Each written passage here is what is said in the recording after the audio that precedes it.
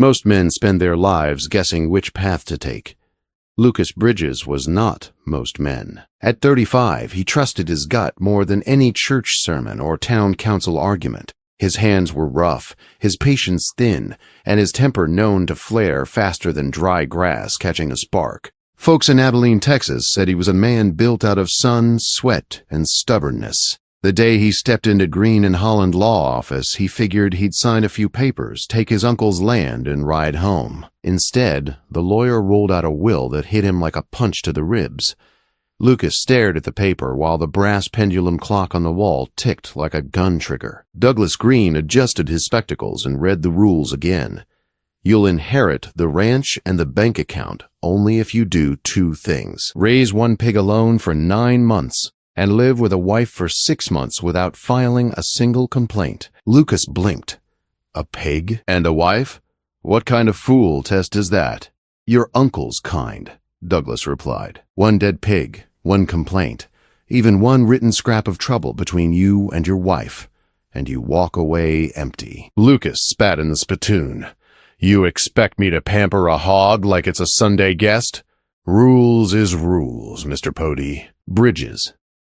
Maybe another man would have walked out, but Lucas wasn't raised to back down from any challenge, even a crazy one. He rode out that evening with the will folded in his pocket and anger burning in his chest. If this pig was his test, he'd meet it head on. The ranch sat 12 miles southwest of Abilene, 40 acres of grassland, a weathered 2-room cabin, a gray barn, and a windmill creaking with each turn. Not much, but it was more than he owned yesterday, and the bank account held $800, enough to build a future if he earned it right. First thing, he went to Horry's Feed and Supply and bought a healthy feeder pig from Jeremy Cobb. The little spotted gilt had sharp eyes and steady legs. Hardy stock, Jeremy said. She might outsmart you. Lucas grunted. Let her try. He built her a sturdy pen behind the barn, oak rails, cedar posts, a lean-to for shelter, and a fresh water system lined right from the windmill. He color-coded his buckets, red for feed, blue for water, green for slop. Everything in its place, everything with purpose. This time, anger would not rule him. Whenever his temper rose, he walked to the barn, where a hand-painted sign hung, 3 breaths before action. He'd read it out loud until his pulse slowed. Then he'd return to the job. The first weeks passed smooth. The pig learned his voice. She kept herself clean, ate well, and watched him with curious eyes. Lucas kept a daily log in a grease-stained notebook. September 15th, clear. Pig healthy. No signs of trouble. September 16th, light rain, added straw. Pig stayed dry. It was simple work, steady work. But October arrived with storms that ruined simplicity. 3 days of hard rain turned the roads to mud and washed out Mill Creek Bridge. His feed ran low. He mixed cornmeal, oats, and beans from his pantry to make a mash, hoping it would hold her over. She ate it, but he worried. If she died, his inheritance died with her. Then came the real trouble. A water line burst under the pen during a freezing night, flooding the ground into a muddy lake. The pig shivered on her shelter platform, confused and cold. Lucas felt old fire rise hot in his chest. Months of effort and a busted pipe threatened to ruin everything. He marched to the barn, read his sign, breathed slow until the heat faded. Then he fixed the pipe and built a better system, a 50-gallon barrel, a float valve, and a safer trough setup. Hard work, cold work. But he solved it with his hands instead of his temper. The pig seemed to approve. But 2 weeks later, sickness struck him like a hammer. Fever, aches, dizziness so strong he barely made it to the pen. For 2 days he lay in bed, drifting in and out while the pig went hungry and her water fouled. On the 3rd day, silence scared him more than any noise. He staggered outside and saw the pig lying still, breathing quick and shallow. She was sick now, too. He dragged himself to hitch the wagon and somehow loaded her alone, board by board, coaxing her with grain. The journey to town nearly killed them both. At the vet's office, Manuel Coe shook his head. You two caught the same fever. She's dehydrated. Weak. I'll treat her. But you need rest too. They returned home together, two stubborn souls fighting the same sickness. Lucas built a recovery setup right beside the cabin so he could watch her from the kitchen window. Fresh bedding, warm shelter, simple mash, clean water. He slept on a cot inside, waking every few hours to check on her breathing. Day by day, she grew stronger, and so did he. By November, the pig was thriving again. Lucas realized something as he wrote in his notebook. He wasn't fighting his temper anymore. He was beating it. But the will had two trials, not one. And the second test, finding a wife for 6 months of peaceful living, would demand more patience than any pig could. He didn't know it yet, but the hardest part of his journey was waiting just down the road. By the time November turned into December, Lucas knew the pig test was nearly done. She was healthy, strong, and ready for market when the 9 months ended. But the second condition of the will weighed on him heavier than any sack of feed. A wife. 6 months. No complaints. Not a single written scrap of trouble. A pig was predictable. A wife, well, that was a storm a man couldn't prepare for with hammer and fence wire. But rules were rules. He cleaned himself up for the first time in months, shaved the scruff off his jaw, and rode into town. His boots still held the dust of the ranch, but he hoped the rest of him looked respectable enough. His first stop was Hurry's Feed and Supply, not for supplies, but for advice. Jeremy Cobb knew everyone. "I'm looking for a wife," Lucas said. Jeremy blinked. Say that again? "You heard me." Jeremy rubbed his beard, thinking, "Well, there's Florence Estey, school teacher. Smart as they come, but she expects a man to look fancy every day. Not sure she'd take to ranch life." "Anyone not expecting a miracle?" Lucas asked. "Emily Guzman," Jeremy said slowly. "Widow. Runs a boarding house. Practical woman. She knows how to manage people and a household." That sounded promising. Practical beat fancy any day of the week. So Lucas rode to Elm Street where the tidy 2-story house with lace curtains stood. The sign read Guzman House. Clean rooms, fair prices. But it was the woman who opened the door that caught Lucas off guard. She was about 32, brown hair pinned in a neat twist, steady eyes and hands that looked strong enough to carry a life, but gentle enough to mend one. "You must be Lucas Bridges," she said. "Word travels fast." "Yes, ma'am. I'm looking to speak about a marriage arrangement." She stepped aside. "Come inside, then. Let's talk proper." Her parlor was clean, warm, and smelled like fresh bread. She poured coffee and sat across from him, her posture calm, unafraid. "You seem decent," she began, "but I need peace to run a home." "I've heard about your temper. What assurance do I have you won't bring chaos?" Lucas respected her bluntness. "My uncle's will says I must live with a wife 6 months without filing a complaint. Seems to me a man who complains ain't much of a husband." Emily studied him. "And after 6 months, then we see if we suit each other." She nodded slowly. "I won't be forced into intimacy. I take my time with trust." Understood. They talked for an hour. Terms, boundaries, expectations. Emily didn't want romance. She wanted stability, safety, routine. Lucas understood that more than she guessed. When he stood to leave, her voice softened. "I hope this works, Lucas. I'm tired of being alone." Something in her tone struck him deep. Her loneliness felt familiar. They set the wedding for March 15. Lucas prepared the ranch for her arrival, cleaned the cabin, scrubbed the kitchen, bought curtains. He even moved the pig pen farther away so the smell wouldn't trouble her. He wasn't just trying to pass a test anymore. Something about Emily made him want to be a better man. Their wedding was simple, just the minister, 2 witnesses, and a meal afterward. Emily wore a blue dress she'd sewn herself. Lucas wore a borrowed suit, too big at the shoulders. But when he said his vows, he meant every word. The first weeks of marriage were surprisingly peaceful. Emily was organized and steady. She cooked well, kept the home in order, and asked good questions about ranch life. And in the evenings they'd sit on the porch and talk about hopes, fears, mistakes, and futures neither had dared imagine before.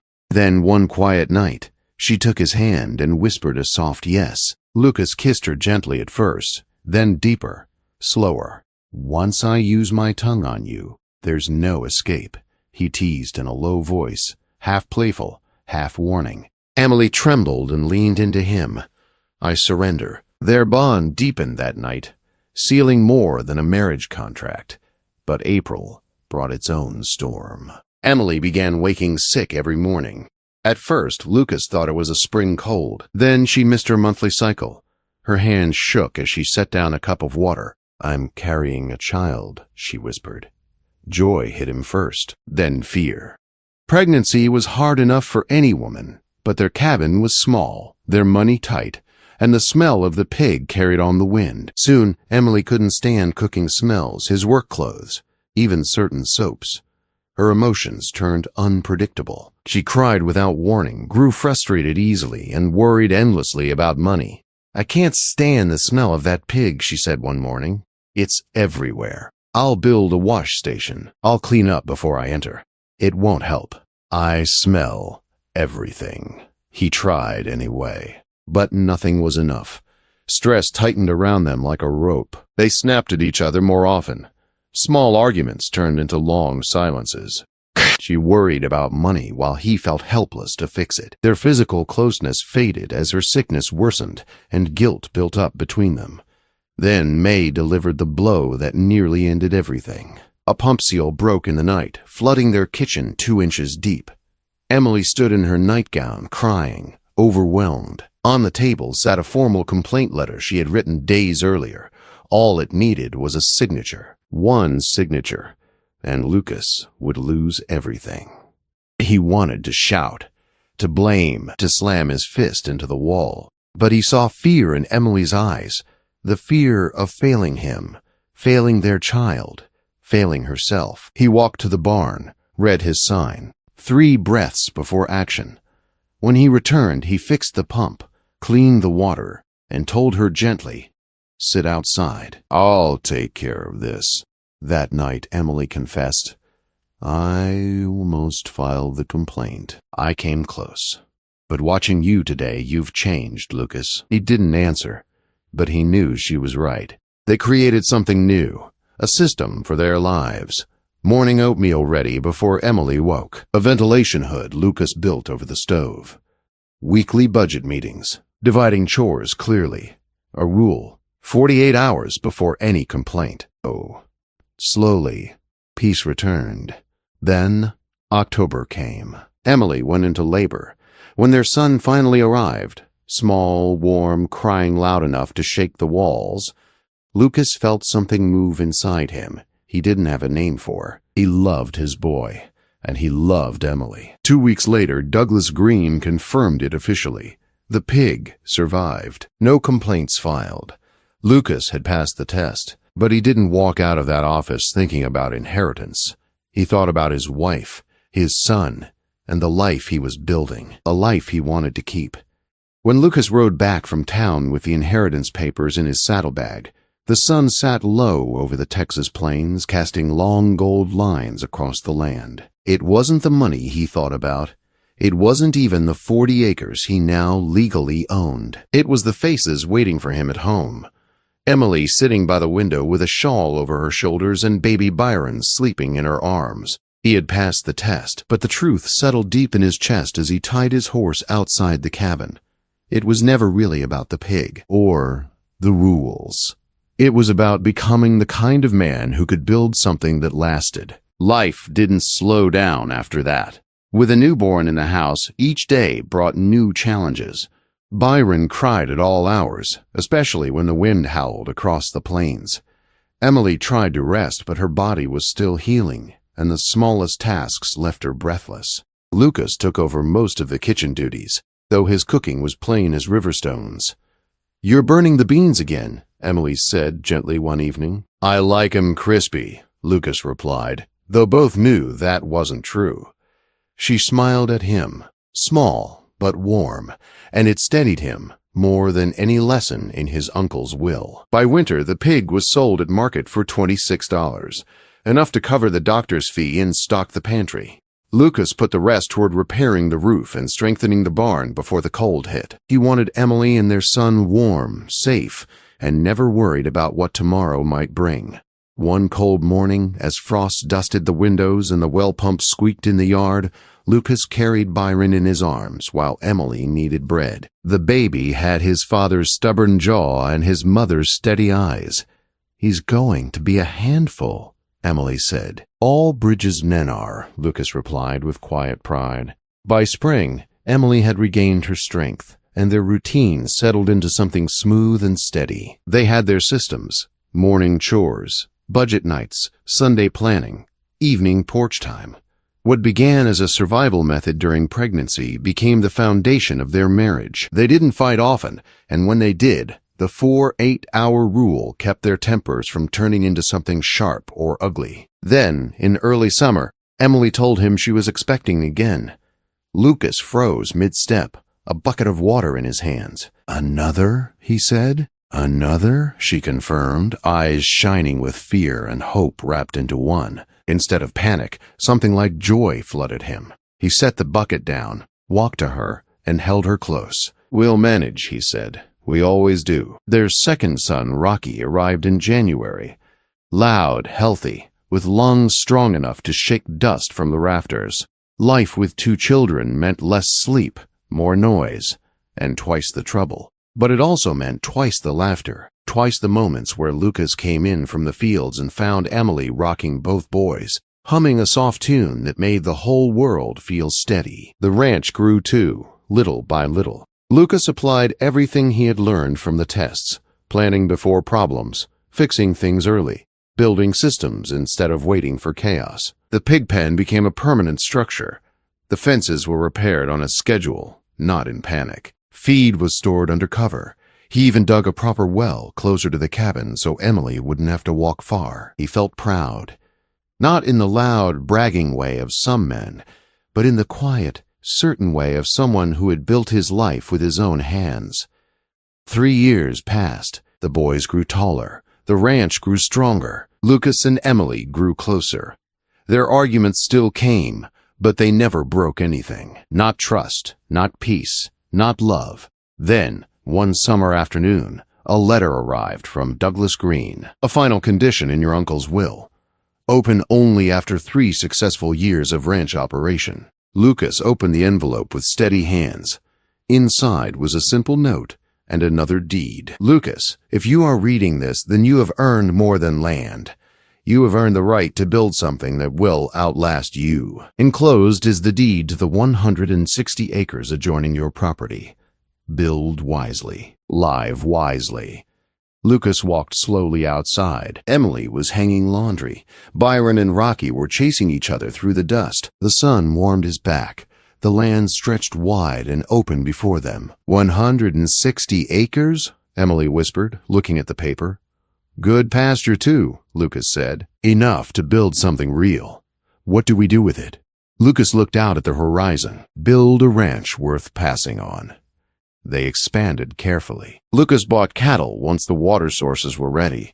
Emily started a larger garden, selling jars of preserved vegetables to the store in town. Everything they touched grew, not because of luck, but because of careful planning and the discipline he had learned from a pig and a marriage test. One evening, years after their hardest days, Lucas and Emily sat together on the porch while the boys slept inside. Fireflies blinked across the yard. The windmill spun slow and steady in the breeze. Emily leaned her head on his shoulder. "You know," she said softly, "your uncle might have been wiser than we thought." Lucas chuckled. "Never thought raising a hog and controlling my temper would lead to all this." She smiled. "Well, some lessons are learned the hard way." Lucas kissed her temple. His voice dipped low, full of warmth and mischief. "Once I use my tongue on you, there's no escape." She laughed, a sound that still melted him. "Is that so, Mr. Roundel? Bridges's?" She curled into him, safe and happy. The porch light glowed soft over the land they built together. The brass pendulum clock, once a symbol of pressure, now sat on their mantel, ticking peacefully through the life they had earned. The tests were long over. The life they built was just beginning. That life, steady, loving, hard-earned, was the real inheritance all along.